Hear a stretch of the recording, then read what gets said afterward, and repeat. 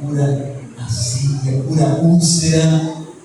E o texto, vocês nem imaginam o que dizia. De acordo com o professor Mageri da Universidade de Heidelberg, na Alemanha, descobriu-se que tomando suco de batatinhas, em torno de 4 a 5 semanas, cicatriza completamente uma úlcera estomacal. E me chamou a atenção porque o texto estava na íntegra, da mesma forma que nós encontramos nos nossos livros. Depois trouxe receita de abacaxi para bronquite, trouxe ali uma receitinha de plantas. Me chamou a atenção porque lá embaixo dizia assim: essas informações foram extraídas dos livros As Plantas Curam, As Frutas da Medicina Natural, As Hortaliças da Medicina Natural, do Dr. Afonso Paulo. Veja bem, a Bíblia diz assim que se nós não clamarmos, quem clamaria? Mas a Bíblia está falando de pedra literal mesmo? Não. Está falando de pessoas, de ímpios, pessoas que não têm a crença que nós temos, não têm o desejo de se preparar para ir morar num lugar melhor. Até as pedras clamariam. E sabe o que eu vi ali naquele momento? Eu disse: nós não estamos clamando como precisamos clamar, e as pedras já estão clamando. Queridos irmãos, você quer que uma pedra ocupe o seu lugar? A Bíblia diz: guarda o que tens, para que ninguém. Quem já foi roubado aqui? Foi gostoso? Foi? Como você se sentiu após perder alguma coisa? Percebe? A gente se sente mal, sente muito mal quando perdemos algo. Vamos perder a salvação, vai ser algo terrível. Quando você perde um bem, você se sente mal. Quando você perde alguém que é querido, que está próximo a você, membro da sua família, isso te faz muito mal. Mas como vamos sentir se perdemos o propósito da vida? Como nos sentir? Isso é importante. É importante nós considerarmos. Veja bem que o chamado é urgente. Em Mateus, no capítulo 9, versículo 37, diz que a seara é como? É grande, mas poucos são. O que é um ceifeiro? Um trabalhador, né? Que está ali para colher. Veja bem, Jesus nos escolheu. Está escrito que Deus queria, os anjos queriam que Deus permitisse que eles fizessem a obra, mas Deus não permitiu que os anjos fizessem. Mas Deus escolheu seres mortais, seres que pecaram e que decidiram sair das trevas para a maravilhosa luz de Deus, para que eles fossem os mensageiros de esperança para o mundo. Exatamente isso, Deus. Deus escolheu você.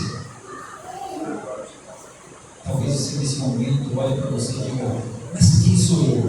Eu não sei falar, eu não sei dar estudos bíblicos, eu não sei fazer isso, eu tenho vergonha de ir na frente.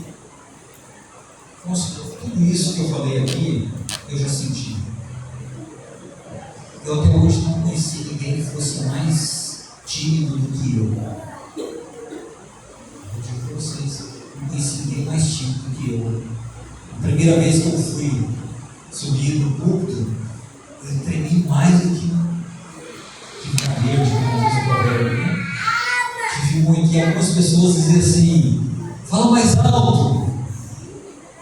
Nossa, aí que me... Mas Deus, ele foi mudando isso. Certa vez me colocaram numa equipe de... Logo que eu fui batizado, o obreiro era o Paulo Sampaio, e na organização da igreja eu fui colocado na equipe de evangelismo, na equipe de estudos bíblicos. Eu disse: mas eu não sei dar estudos bíblicos.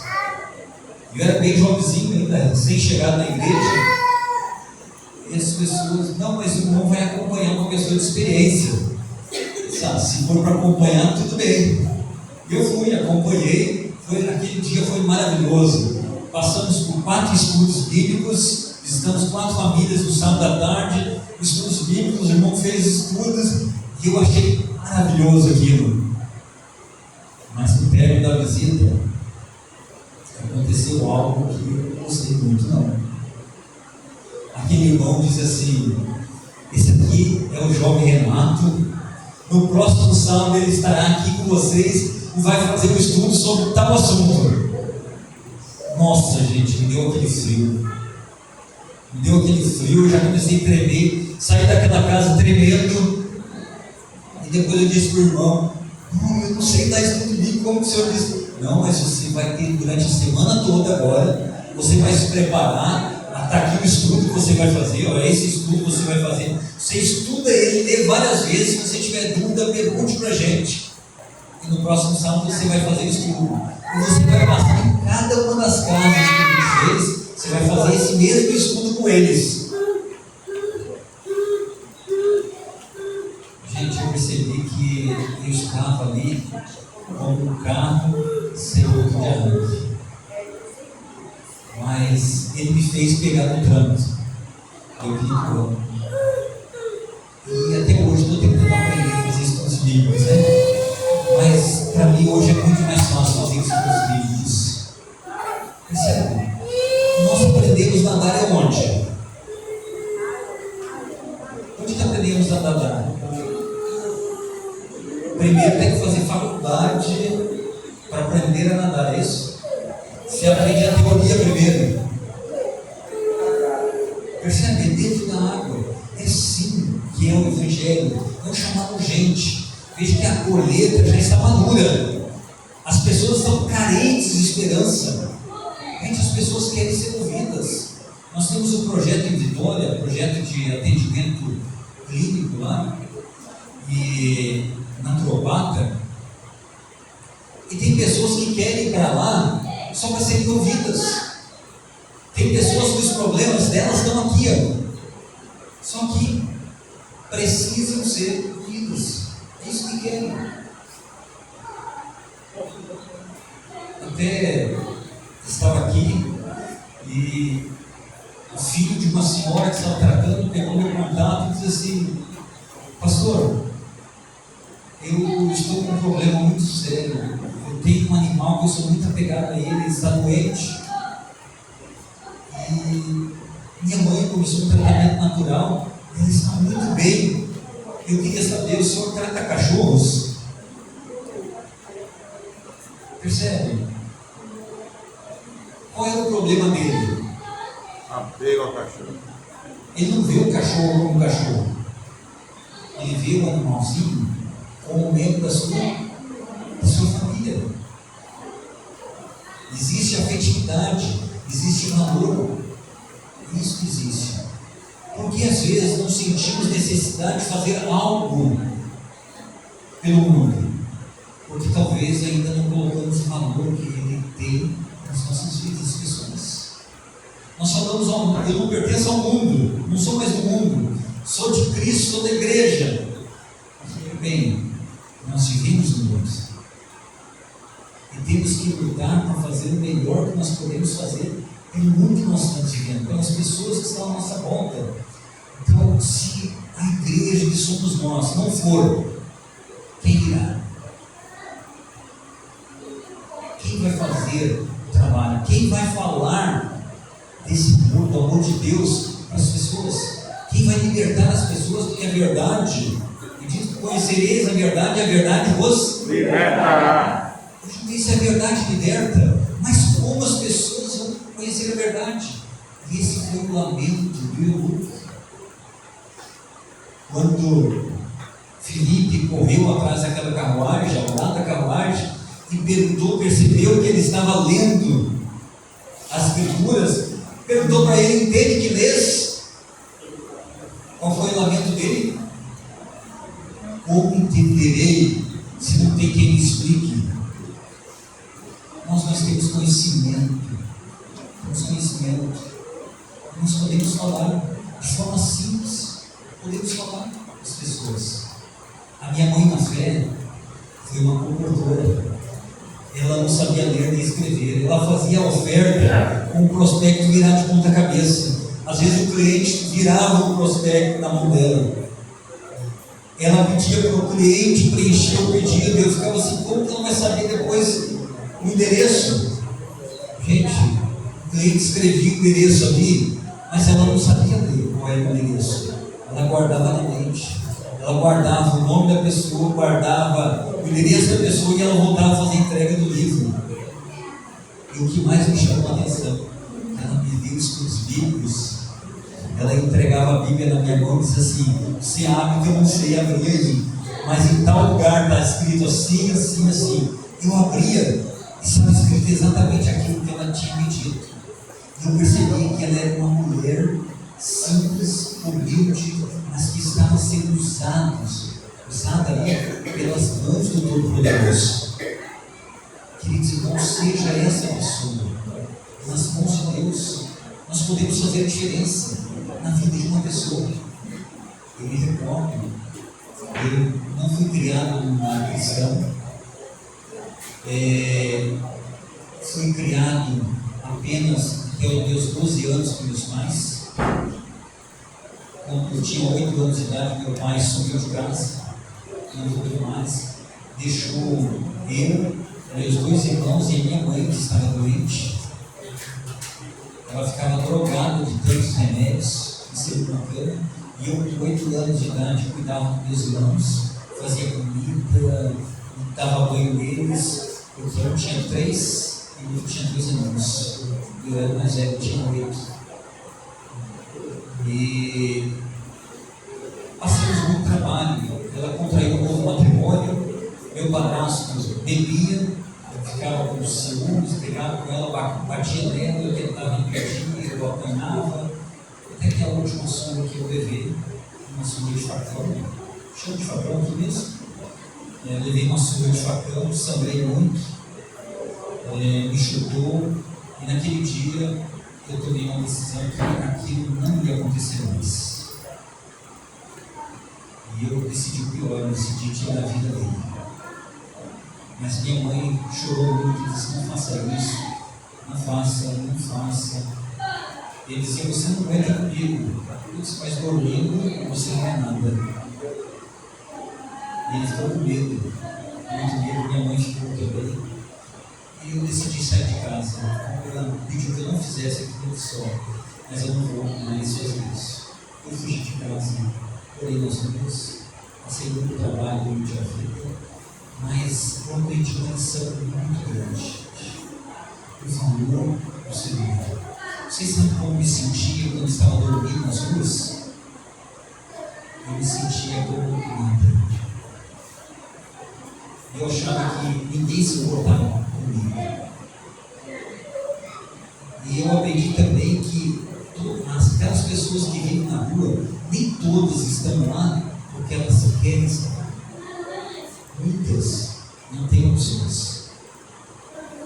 É certo que nós encontramos pessoas que fizeram a escolha de estar ali, mas muitas estão porque não têm opções.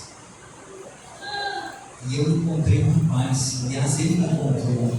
Esse rapaz não era evangélico, ele era músico, jovem músico, o pai dele era músico, ele também era músico. Eu estava sentado numa praça e eu fiquei muito tenso, muito nervoso, comecei a chorar sozinho, escondido. Eu tinha 12 anos. E ele se aproximou de mim e disse assim: o que está acontecendo com você? Eu disse: não, eu era muito tímido, eu tinha muita dificuldade de falar sobre os problemas que enfrentava. E ele disse: sim, está acontecendo sim, ninguém chora por nada. Eu secando as lágrimas, eu não estou chorando, está assim. E ele começou a insistir comigo. E eu não sei como, de repente, eu comecei a falar alguma coisa para ele. Ele me conhecia, ele não sabia quem era, a cidade que eu estava. Eu nunca tinha pisado naquela cidade na minha vida. E ele disse: não, você não vai ficar aqui. A minha avó tem uma pensão. Eu vou construir um quarto para você, você vai para lá. Você não vai ficar mais na rua. Ele me levou, me acolheu. É isso que nós precisamos, acolher os seres humanos, ver pessoas nas suas dificuldades e também nos importar por elas. Nós estávamos na cidade de Campo Grande, no Mato Grosso do Sul, uma vigília, e paramos mais ou menos quase 1h da manhã, decidimos fazer uma parada para fazermos um lanchinho no fundo da igreja, e bem naquele exato momento, quando os irmãos estavam saindo para o lanche, mandaram na igreja e falou para o irmão: eu quero falar com o pastor. Daí apontaram para mim e eu fui em direção dele e disse: que bom que você veio na nossa vigília, que eu posso lhe ajudar? Eu só aqui vai falar com o senhor. Eu disse: só um pouquinho, os irmãos estão saindo para fazer um lanchinho, fazer um lanche, né? Vamos para lanchar com a gente, depois a gente conversa. E ele disse: não quero comer. Faz 3 dias que eu não como, mas eu não quero comer. Eu queria falar com o senhor. Eu disse: entra aqui, vamos. Sentamos no banco na igreja. E ele começou a narrar a sua história. Mas eu vi como o nosso coração é sujo às vezes. Ele narrando a história dele e eu tentando entender o que ele queria. Tentando entender. Se ele não quer comida, será que ele está querendo dinheiro, drogas e coisa do tipo? Na minha mente começou a passar aquilo. Eu ouvi ele contando, narrou a história e disse assim: pastor, eu preciso de uma orientação, preciso de ajuda. Eu não sei o que eu faço. Tem 3 meses que eu estou morando nas ruas. Eu sou da cidade de Corumbá, no Mato Grosso do Sul. E eu trabalho na Caixa Econômica Federal. Sou gerente. Mas aconteceu algo terrível na minha vida. A minha esposa me traiu, o meu melhor amigo.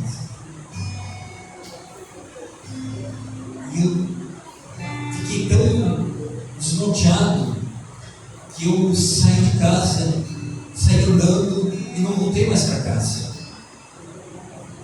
Eu estou aqui, cerca de 450 quilômetros no caminhão, a pé, 450 quilômetros é a distância de Campo Grande a Corumbá, capital do Pantanal.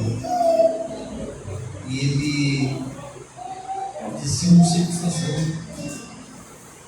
Eu sinto falta dos meus filhos, eu sinto falta da minha esposa, eu sinto falta da minha vida. Porque isso não é vida. Eu disse: você ama sua esposa? Eu disse: eu amo. Você pode perdoá-la? Eu acho que sim.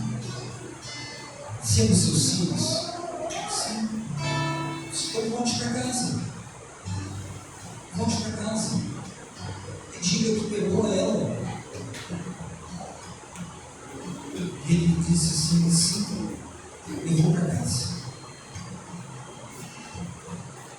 Eu vou ir para casa então. Só que você não vai assim. Você vai tomar banho, você vai cortar o seu cabelo, você vai se barbear, e você vai voltar para sua casa. E foi feito isso. Os irmãos conseguiram roupa linda, conseguiram cortar o cabelo dele, o irmão lá cortou, ajudou a barbear ele voltou limpinho, cheiroso para casa. Colocamos ele na rodoviária, levei ele pelo amanhecer na rodoviária, colocamos ele no ônibus. Ele disse assim: pastor, eu não quero dar prejuízo aí hoje. Me dê sua conta que assim que eu chegar, eu farei um voto do Senhor. Ele veio que nos falava em pizza, farei um voto do Senhor. Eu disse: não precisa, não, eu faço questão de devolver. Ele voltou para casa, voltou para sua família e se voltou para Deus. Hoje as pessoas lembram de nós hoje. brasileiro, às vezes nós temos tendência de discriminar alguém ou julgar alguém pela sua aparência e pensar, criar ali uma imagem do que aquela pessoa é, sem conhecer o seu interior, aquilo que a pessoa está sentindo. A palavra que mais se usa hoje é empatia, mas também é algo que é pouco usado. Empatia é a capacidade de você se colocar no lugar daquela outra pessoa. Queridos irmãos, Jesus nos está chamando para uma obra muito importante. Muito importante. Uma obra de amor, uma obra de carinho, onde nós podemos mudar a vida de alguém, assim como aquela promotora mudou a minha vida. Me levou, me motivou, o meu sonho era só saúde, eu só queria saber de saúde. Eu não queria entrar para a obra, eu quis 3 vezes não para a obra, porque eu achava que eu deveria ser só um promotor, que eu deveria continuar somente na obra de saúde. Hoje, eu não me considero outra coisa, eu me considero promotor até hoje. Me considero alguém que gosta da saúde até hoje, para poder ajudar as pessoas.